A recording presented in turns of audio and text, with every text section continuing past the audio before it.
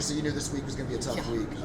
Angelo's no joke, and then LCU. You guys take LCU to the brink. Every set you lost was just there. That one was the LCU match was definitely a heartbreaker. Also, I mean, it's fun to be in those types of situations, and obviously you want it to come out on your end. We learned a lot about ourselves in that match. We actually put ourselves in the fight for that one. And so, you take that one a little bit different, and you just learn from physical things that you could have done better and moments that you could handle better.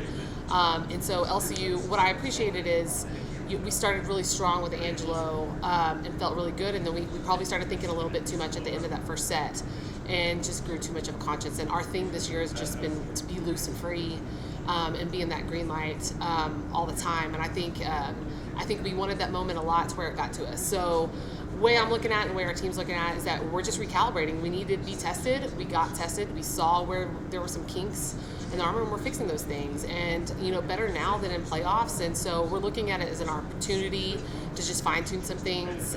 But no matter what, don't second-guess ourselves. Stay confident. The way we've been doing it this year is good. And so, honestly, it's an opportunity that we have to learn. And that's the way we're taking last weekend. So with LCU, they came back from a 2-1 deficit. Was it more of fatigue or certain situations that y'all just didn't handle well? What was what happened with the last two sets?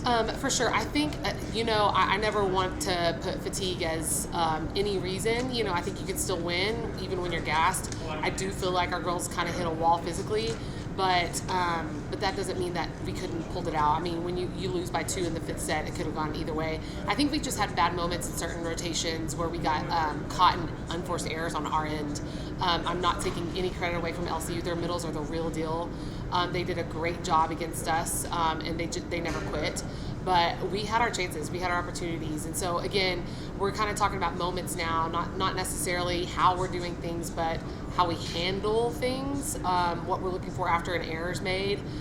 We got into a string of errors, which just told me that if we saw an error come on, the team around them felt like they couldn't mess up on the next one, and that's not what we're all about. We need to be ourselves. We need to be athletic. We need to be able to feel okay to take those risks. And so that was our focus this morning. We got back in the gym, and we wanted to let them feel free to take risks and go for those things, because that's what we've been doing all year. And so, that deficit we could have handled better. But again, we're learning. We're going to be okay. Obviously, the final regular season matches of the weekend that you got here at home. You guys are finishing, I think you're 3rd or 4th right now in the conference. You're positioned well for a nice run in the conference tournament. Yes. So what do you want to see this weekend getting ready for conference? For sure.